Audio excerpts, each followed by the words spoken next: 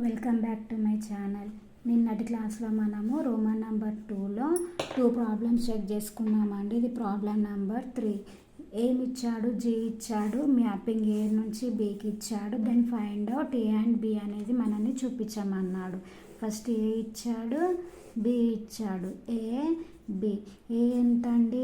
1 2 3 4. అదేవిధంగా బి ఎంత ఇచ్చాడు? 1 3 5 7. ఇప్పుడు జీ అనే మ్యాపింగ్ ఏంటండి? 1 నుంచి 1కి ఇచ్చాడు, 2 to 3 3 to 5 4 to 7. ఇదేంటండి? జీ అనేది మ్యాపింగ్ అన్నాడు. First solution A is equal 1, 2, 3, 4. B is equal 1 3 5 7. దీన్ని ఏ విధంగా రాసుకోవచ్చు అండి? G of 1 is equal to 1, g of 2 is equal to ఎంత అండి? 3, g of 3 is equal to 5, last g of 4 is equal to ఎంత అండి? 7. ఈ విధంగా రాసుకోవచ్చు కదండి. జీ ఆఫ్ 1 అంటే దాని యొక్క ఇమేజ్ 1 కదా, 2 అంటే 3, 3 అంటే 5, 4 అంటే 7. అదేవిధంగా నేను ఇక్కడ రాసుకున్నానండి. నెక్స్ట్ ఇప్పుడు ఇది ఏమవుతుందండి? G is equal to 1, 1 2, 3 3, 5 4, 7. ఇది ఎక్కడనండి అండి? ఇది గివెన్ అండి. గివెన్ ఇచ్చాడు ఇది మనకి. నెక్స్ట్ ఇప్పుడు ఏమంటున్నాను? So for each element a belongs to A, there exist a unique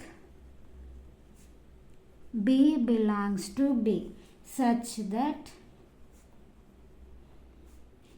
A, B అనేది belongs to G. ఇప్పుడు ఏంటండి? G is mapping from A to B is a function. ఇది ఎట్లా రాశాను అని అంటే ఫంక్షన్ డెఫినేషన్ అండి. ఫంక్షన్ డెఫినేషన్ అంటే ఏంటిది? ఏ అనేది బి అనే దాంతో కంపల్సరీ మ్యాపింగ్ అనేది ఉండాలి. For each element of A there exist unique element of B. ఒక్కొక్క ఎలిమెంట్ ఒక్కొక్క దాంతో మ్యాపింగ్ అయి ఉంటే దాన్ని ఏమంటామండి? ఫంక్షన్ అనేసి అంటాము. ఇది ఫంక్షన్ డెఫినేషన్ నుండి ఈ విధంగా రాశాను. ఏమి ఇచ్చాడు? ఏ ఇచ్చాడు, బి ఇచ్చాడు, జీ అనేది మ్యాపింగ్ అన్నారు. దాని ప్రకారము G of A to B అనేది ఫంక్షన్ అవుతుంది. ఇప్పుడు మనల్ని ఏమైనా కనుక్కోమన్నాడు?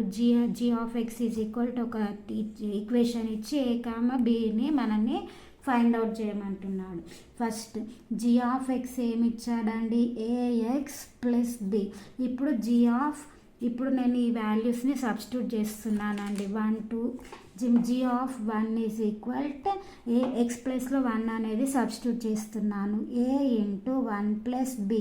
ఇప్పుడు జీ ఆఫ్ 1 అంటే ఎంత అండి? ఈజ్ ఈక్వల్ టు 1 కదా, ఈజ్ ఈక్వల్ టు 1. ఇప్పుడు ఏమవుతుంది? A plus B is equal to ఎంత అయింది? 1. అదేవిధంగా జీ ఆఫ్ 2 అంటే ఎక్స్ ప్లస్లో 2, A into 2 plus B is equal G of 2 అంటే ఎంత అండి? 3 is equal to 3. 2a plus B is equal to ఎంత అయిందండి? 3. అదేవిధంగా జీ ఆఫ్ 3. ఇప్పుడు ఎక్స్ ప్లస్లో 3ని సబ్స్టిట్యూట్ చేస్తున్నాను. జీ ఆఫ్ 3 అంటే ఎంత అండి? 5. ఇప్పుడు 3a plus B is equal to ఎంత అవుతుందండి? 5. అదేవిధంగా జీ ఆఫ్ నెక్స్ట్ ఎంత? G of 4. G of 4 is equal x ప్లస్లో 4ని సబ్స్టిట్యూట్ చేస్తున్నానండి. G of plus B is equal G of 4 అంటే ఎంత? 7. That implies 4a plus B is equal to 7. ఇప్పుడు నేను ఈ పైన 2 ఈక్వేషన్స్ని తీసుకొని ఏ అండ్ బి వాల్యూస్ని కనుక్కుంటున్నాను. ఫస్ట్ ఏంటండి? A plus B is equal to 1, 2a plus B is equal to ఎంత? 3. ఇప్పుడు సైన్స్ని చేంజ్ చేస్తున్నానండి. బి క్యాన్సిల్ అవుతుంది.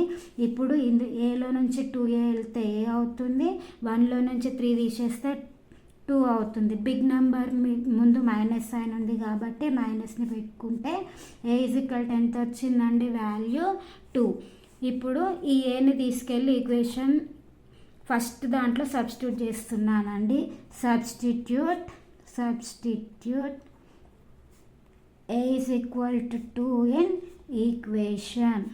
ఇప్పుడు ఏ అంటే ఎంత అండి? 2. Plus B is equal to 1. That implies B is equal to ఎంత వచ్చిందంటే 1 - 2. That implies B is equal to -1. ఇప్పుడు మనల్ని కనుక్కోమన్నదే కదండి, ఏ వాల్యూ వచ్చింది, బి వాల్యూ వచ్చింది. A is equal to 2, B is equal to ఎంత -1. ఫస్ట్ ఏమి ఇచ్చాడండి, ఏ ఇచ్చాడు, జీ అనేది మ్యాపింగ్ అన్నాడు. దాని ప్రకారం మనం జీ అనేది మ్యాపింగ్ చూపించాము. మనకు జీ ఆఫ్ ఎక్స్ అనేది ఒక ఈక్వేషన్ ఇచ్చాడు. దాని ప్రకారం ఎక్స్ ప్లేస్లో నేను ఇచ్చిన వాల్యూస్ని సబ్స్టిట్యూట్ చేసుకున్నాను. సాల్వ్ చేస్తే నాకు A value and B value వచ్చేసింది. ఇదేనండి మనల్ని కనుక్కోమన్న problem. Next problem number 4. If the function F is mapping from R to R defined by F of X ఇచ్చాడు, then show that F of X plus by F ఇది కనుక్కోమంటున్నాడు. Solution ఏంటండి, మనకి F of X ఇచ్చాడు ఎంత, 3x + 3 - x divided by 2. దీని ప్రకారం నేను ఎఫ్ ఆఫ్ వై రాస్తున్నానండి. 3y + 3 - 2. ఏం లేదండి, ఎక్స్ ప్లేస్లో వైని సబ్స్టిట్యూట్ చేసుకున్నాను. ఇప్పుడు మనము ఎక్స్ ప్లేస్లో x + వైని సబ్స్టిట్యూట్ చేస్తున్నా. 3x + y + 3 - x + y divided by ఎంత అండి, 2. ఇప్పుడు దీన్ని సాల్వ్ చేస్తే ఇది ఏ ప్రకారంగా ఉందండి, x⁴a + b = x⁴a × x⁴b formula లాగా మనం ఇప్పుడు రాస్తున్నాం. 3x × 3y + 3 -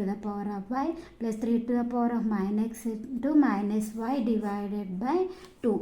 ఓకేనా అండి, అర్థమైందా? ఏం లేదండి, ఎక్స్ ప్లేస్లో x + y సబ్స్టిట్యూట్ చేశాను. దీన్ని ఈ ఫార్ములాలో ఉంది కాబట్టి ఈ విధంగా రాసాను. ఇదేంటండి, ఈక్వేషన్ నెంబర్ 1. అదేవిధంగా ఎక్స్ ప్లేస్లో x - yని సబ్స్టిట్యూట్ చేస్తున్నాను. 3x - y + 2x - y divided by ఎంత అండి, ఇప్పుడు డివైడెడ్ బై 2. దీన్ని కూడా సేమ్ ఫార్ములా లాగా రాస్తున్నాను. 3x 3 - y 3 -